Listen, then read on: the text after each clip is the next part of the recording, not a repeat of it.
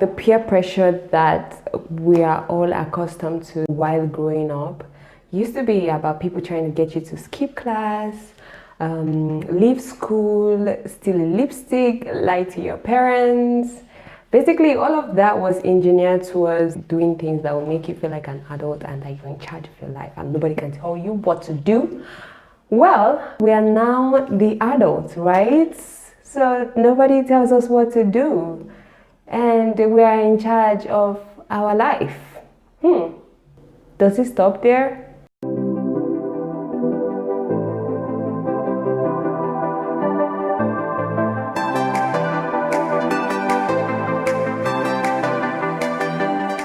If you've ever found yourself carry out an action that you end up regretting afterwards, or left wondering what in the world made you take that action or decision when you should have known better as the grown adults that you are. My name is Emanuela, the girl that makes it happen. Today we're going to be discussing a topic titled Adults Peer Pressure. Do you think adults have peer pressure? Do you think so? Really? I would say adult peer pressure is subtle but causes more harm. Unlike teenage peer pressure, it's more obvious. Like they would be like, okay, you know, try this cigarette or do this. Why don't you drink? You should drink more often. That one, you know, yeah, they're bad guys. They're trying to get you to do bad stuff. But this time around, you don't even know who truly is a bad guy or a bad influence to you. Secondly, things take a different turn. It now becomes people trying to get you to go home with someone that you don't want to go home with, trying to get you to give them a ride, even when you know that you've had so much to drink. Do you know why peer pressure is even more prevalent in adult life? It's because because we are now adults, you think everybody else should be mature and act matured. No, some people don't ever grow up. That is one. Two, you're gonna have adults that have self-esteem issues, so they're gonna try to attack you or talk you down, make you feel bad.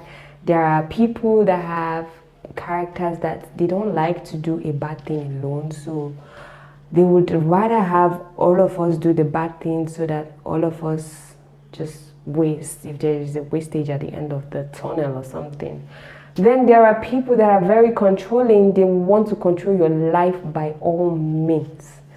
And then four, you have grown as manipulators.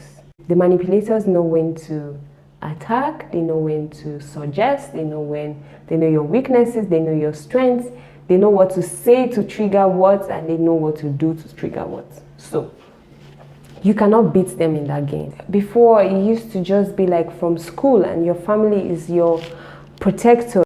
But this time around, you will get pressure from not just your peers, from your family, from strangers, from what you watch, what you listen to, the friends you keep, your colleagues, the friends of your friends, and so many people, right? So now, let's talk about 4 things I know that will help you to not fall for adult peer pressure. The first one, and that is the most important fundamental, is you have to be conscious of the company you keep. The company you keep can be your colleagues that you're very close to in the office, your friends, or people that you spend most of your time with. Sometimes you may actually have one friend, but whenever you hang out with your friend, she's always with her other friends. So indirectly, you're hanging out with all of these people. How is their thinking? What are their values? The people you hang out with can have a lot of influence on you without you knowing it. That is even the bad part. That's the thing with adult peer pressure. You won't even know that it is affecting you, and it is affecting you.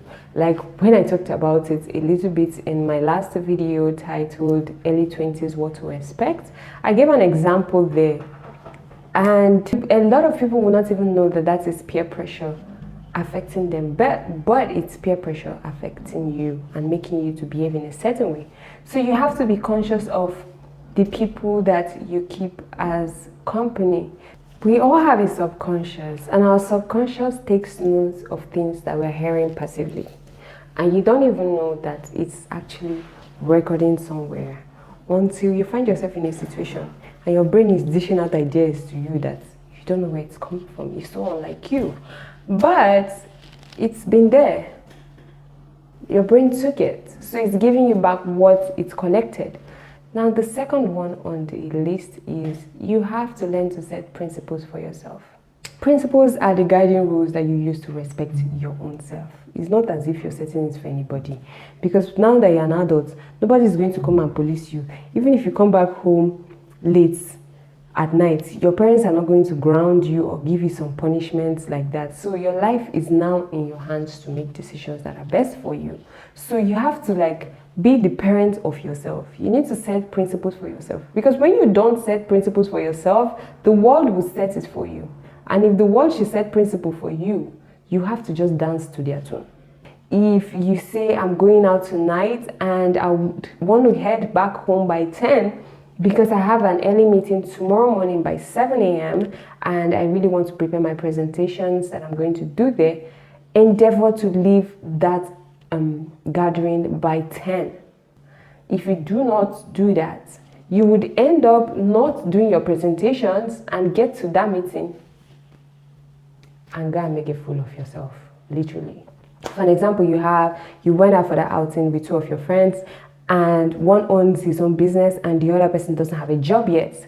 You know they won't let you leave by 10 o'clock, right? They're going to give you reasons why you should stay longer, why the night is still young, why you have to live your life while you're young, and all whatnot. And you won't even know that maybe it may be because of the fact that they may be jealous of the fact that you have a good paying job that you're paying so much attention to, or they even have an issue with the fact that you can actually set a principle and want to keep to it.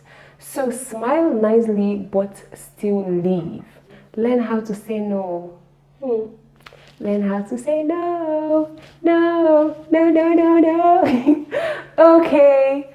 This was so hard for me, right? I grew up not knowing how to say no to people. I always felt like when I say no to someone, I'll hurt the person's feeling or I'll make the person feel bad.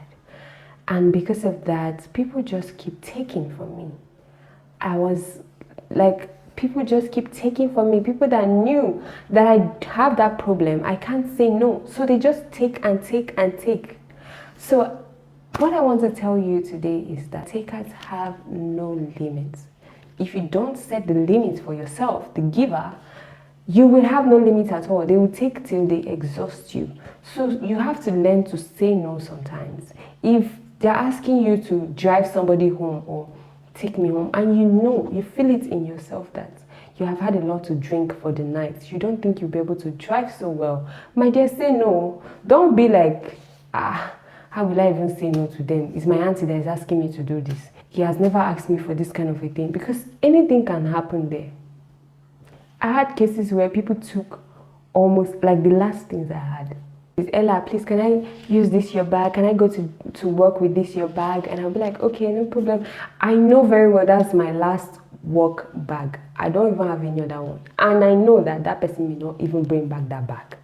But because I can't even say no, I'll just be like, oh, that's the last work bag I have. Oh. And the person goes, please now, don't worry, I'll bring it back for you tomorrow. This is what will I now? Okay, oh yeah, take it. Please bring it back tomorrow.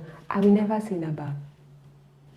And the takers just kept taking until one day my sister made me understand that you must learn how to say no. If not for any reason, for yourself as a woman. I always thought if I say no to the person, maybe I'll ruin that friendship, or the person will stop being my friend, or I don't even know what I used to think. But guess what? I now realize that when I apply the saying no thingy, and you ask me and I'll be like, no, I will not be able to give you this bag. I came to realize that that person just understands you that way and you guys are okay. I won't ask her, Ella will not give me that kind of a thing. It's very dear to her. She doesn't like to give stuff like this. She doesn't like to, the person just understands you on that level. They might get angry for 1 or 2 days, but that friendship is not ruined at all. Don't even think that, okay, the friendship is will ruin the friendship. It's a lie. He or she will still come back to you and the friendship continues. You get? Because just the way yes is a word, no is also a word, and I gotta use it. That does not mean that you shouldn't give. Of course you should give, but you have to have limits for yourself. So my dear giver, please set limits to your giving. We don't want to lose you. We need givers like you in this world to keep giving. That's why we want you to set your limits, because if you don't set your limits, then the takers are going to run you dry, and then we won't have as much givers in the world as we ought to. Okay. Okay, so the fourth one is follow your God's instinct. Follow your instinct. Follow your instinct. Follow your instinct. Like, my definition of instinct is that thing that God puts inside of me that tells me what sits well and what does not sit well. Don't play with it at all. Like, don't joke with it at all. If you're being invited to a party and as you're dressing up for that party, something in your mind just keeps telling you that there's something fishy about this party or you shouldn't go, my dear, remove your clothes. Stay at home, watch TV. If TV is not even working, play game, count sheep, whatever thing that you want to do it in the house, as long as you don't go to that party. Because so many times when we disobey our instinct and get there, we always go there and go and find out why our instinct was even telling us not to go in the first place. Sometimes it ends up bad though, but we are hoping that it doesn't.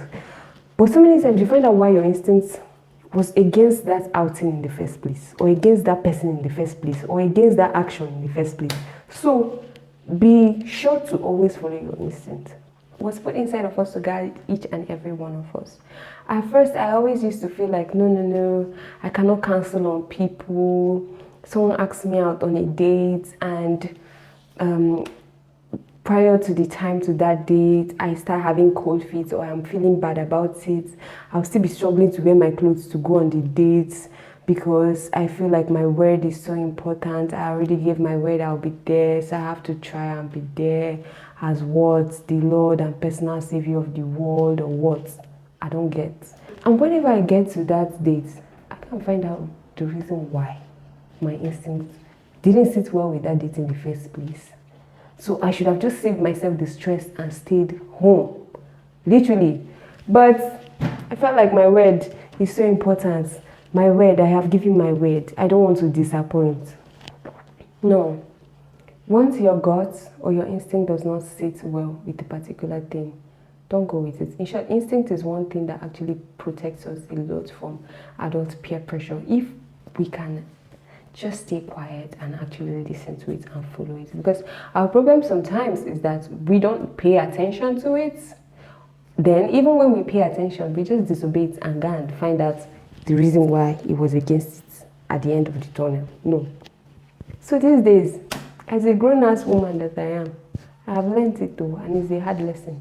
Once it doesn't sit well with me, I'm so sorry. If that date is by 7 and it does not sit well with me by 6:58, I am going to send you a text message that I will not be able to meet it. I will not be able to make it because I'm a guardian. I need to protect myself, my peace of mind, my whole entire being. I need no negativity. I need nothing to come and ruin what I am focused at achieving. So that is the 4 things that would help us to not fall for adult peer pressure, and the things that help us to actually stay focused.